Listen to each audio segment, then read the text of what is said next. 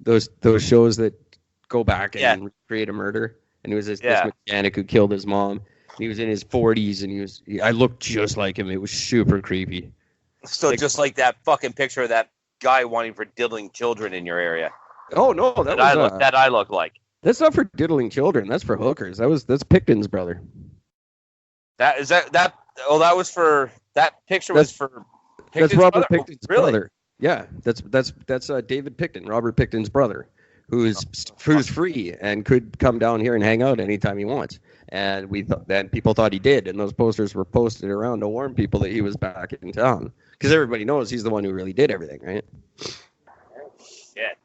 Except for the police, obviously. Yeah, no, obviously. Wow. Speaking of, not Picton specifically, but I've been listening for the last fucking probably week and a half on the talk radio. They've been doing these huge expose things, it's like a 12-part fucking series, all on the murders in Toronto that happened out of the gay district. Amazing. Right? MacArthur. Bruce MacArthur. MacArthur, yeah. It's been, holy fuck is it other than fascinating. Now, first of all, he actually just did his first court appearance, and I'm guilty. Yeah. So no trial, and I say, good on you, sir. It's about time that somebody stood up and just said, you know what? Yeah, that was me. Sure. And why not? No, did you know how he got caught, though? No, I think I did, but I don't recall. Well, this was crazy because the whole backstory is insane about how, the reason why it went on so long and all the prejudice going on throughout the whole city, and how the cops weren't going to look into it because they just said, oh, well, gays are just violent to other gays. That's why we're not going to look into it. They didn't care. Yeah. Which is what the same bullshit they use here. Yeah. So once they finally sort of realized that, oh, shit, we actually have a serial killer, his name came out to this common thing. So they went and looked into it. They had enough for a fucking warrant.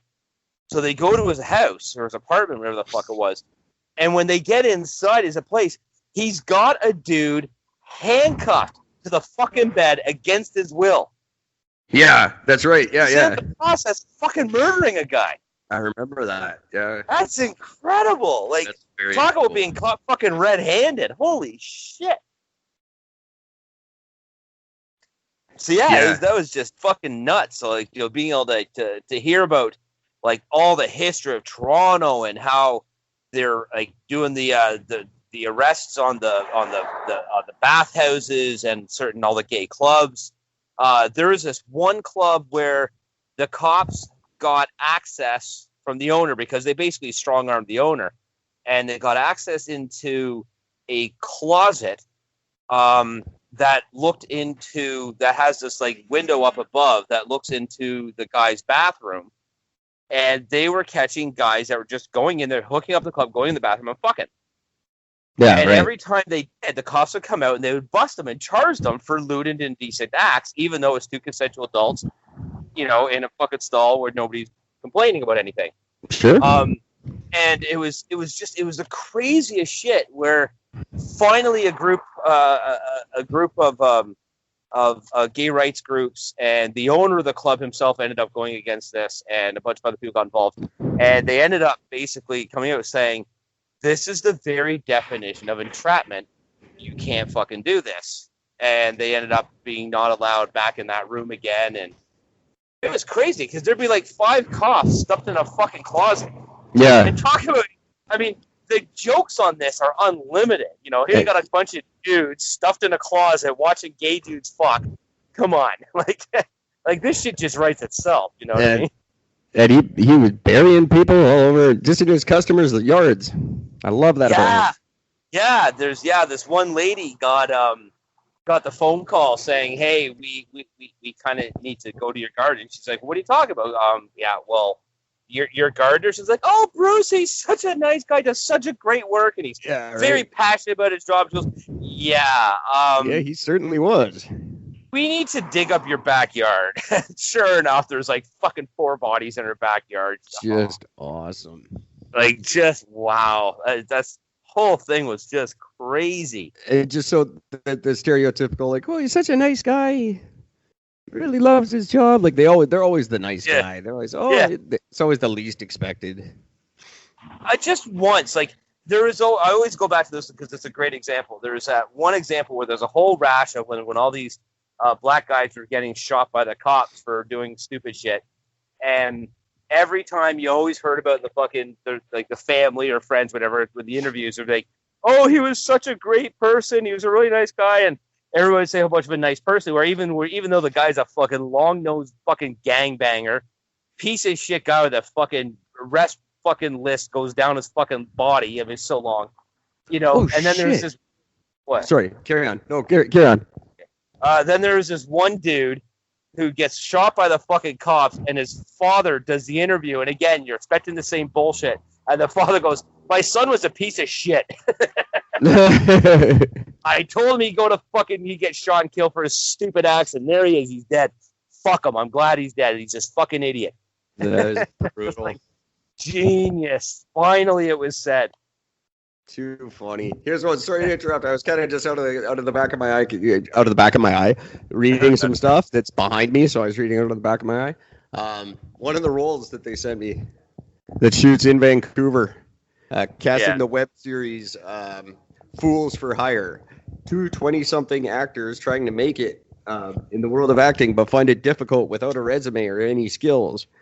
And they want me to audition for Barry, the acting coach, an intense and zany acting coach who holds a seminar where the 2 main characters attend. Oh, that is like fucking You've got to do that. On those bad Disney shows where they always have like the terrible teacher, like Mr. Belding. I'd be like a Mr. Belding at acting school. You have to fucking audition for that. That's awesome. That's a good one they sent me. That's I get these every day pretty much. Let's see, a live action concept of a cartoon. What the crap is that crap? Anyway, this is boring going through this. I never do this on the air, but what cartoon show is it? Have you heard this crap about people being mad that the Ariel in the new movie is that's no pay. No, I'll skip that one. Ariel in the new Little Mermaid is black, and white people are upset about this. Apparently, how could Ariel be black? What? She's a fish. Who gives a shit? It's Fish Girl. What difference does it make? Could anyone? God damn it! You people in your falls finding racism where it doesn't exist. Not to mention, there's only ever been like one black person in a Disney movie anyway. Like, yeah, like they what the fuck? And it's a fish, by the way. In case anyone didn't know, that's like getting mad because they cast a cartoon instead of a real mermaid. I can't believe it. Put real cartoons in that movie instead of all real people. I bet real genies and mermaids are upset. I'm just disappointed that with the live action, which I hope they do, by the way, which I hope they include this scene. I hope they include the scene of the first thing that happens when she fucking becomes human is that she shits herself constantly. That would be cool. Talk about factual. I'm pissed off that the real Aladdin doesn't have Gilbert Gottfried. Yeah, what anyway, the fuck now is there's that? something to get mad about. Yeah, that's just dumb. Absolutely retarded. I could understand. Now Will Smith, whatever. He's Will Smith. I'll let it go. But that's a bit of a stretch. Will Smith trying to fill Robin Williams' shoes. That's like me trying to fill Ron Jeremy's pants. It's just not happening. Yeah, but who would be able to fill fucking Robin Williams' fucking role in that though? I mean, like there's nobody that could really do that role as well as what he did that role in the cartoon. Yeah, well, then I guess go the completely opposite direction with it. That's cool. I could see them doing that. If he's nothing like the original Genie, then sure, that's awesome. To John Lovitz. John, but very similar to like he was in The Critic. Yeah, exactly. Just lethargic. It stinks. It stinks. It stinks. That would be awesome. Hey, Genie, I have another wish. It stinks. We should. I actually have 2 personalities auditioning for stuff. Let's see what's this one. His name's My Balls. And they still send my balls auditions. My balls. Summer. Hope your balls ain't getting too sweaty. My balls have 55 acting jobs with 24 productions in Vancouver, Canada. Holy crap! I should check these more often. That's crazy. You really should. My balls can get all kinds of money. Oh, this is a paid one. Oh, The Unseen Realm. See, that's in Bellingham. That doesn't count. That's like a religious documentary they want me to be in. That'd be great. Oh, please do that. Oh, whatever. It pays $125 a day. I'll do anything that pays that kind of money. Yeah. A single scene in a spec commercial. That's probably those guys. What are those guys? The Hakim Optical. Holy shit! Did they ever take over the world? And I don't get it because have you ever been into a Hakim Optical looking at glasses? I have not. Okay, I have. I've been in 3 fucking stores, and it's one pair repeated 4,000 times. There's no difference on any of them. They all look the exact same. And they never understood it. I'm like, what the shit is this? Like, why isn't there the hell? This is awesome. Listen to this crap. A commercial. Project description. High quality commercial will be filmed in one take, focusing on a couple pulling up to a scenic location in their car. Pay $200. $200 to look like you're pulling up to a scenic location. It's God bless the entertainment industry, and I need to get in and get some of this money. God damn it! Oh, that's funny. No, it's not about the money. I do it for the love and for the fans. That's it. $200 a scene at my level. That's what they're offering me. What do real actors make? My God. It's like, what's George Clooney getting? Holy shit! Oh, Jesus Christ! They got to be lying. I bet they lie. Because you always hear their on like Entertainment Tonight or whatever. It says their net worth. They're lying. Always, absolutely, always. I would too. All full of bullshit anyway. I would too. That's the weird thing when you get on set. You figure out what's actually fake on a movie set. It's like nothing is real. The people aren't real. The cameras aren't real. It's all fake. Like you can't drink. You don't really drink drinks and eat food. I did a St. John's Ambulance training video, and my girlfriend at the time got in trouble because she kept eating the food. We were in a restaurant, and she kept eating the food, and they lose their mind. Stop eating the food! You're wrecking the shot.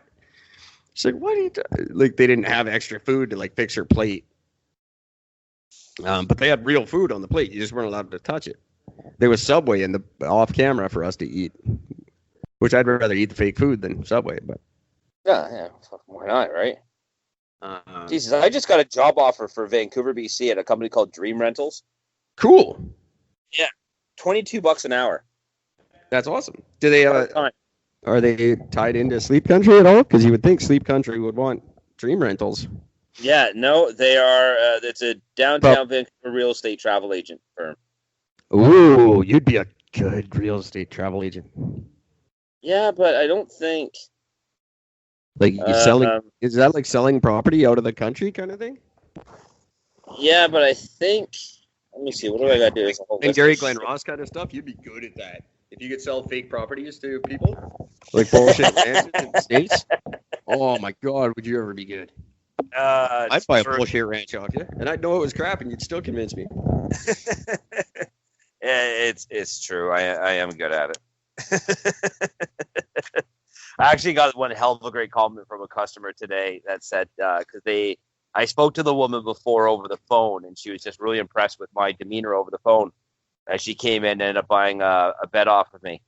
And after I did the whole pitch and everything else and wrote the order up, she's like, you are really, really good at this. She was like, I don't feel like, she goes, sometimes when you come out, you almost feel dirty, like you just sort of got taken advantage of. She goes, but I feel like proud of what I just got. I'm like, you got a good bed. I said, I'm proud of what you got. You should be proud of what you did. I said, you did a good job. She's like, but you did it all. I'm like, no, all I did was present the options. You made the decision. Oh my! She's like, and this is why you're so good at what you do. That's very cool. I'm just gonna go right ahead and change my email.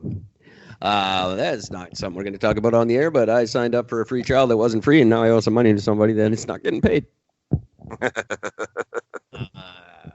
I got to be careful with that now that I'm famous.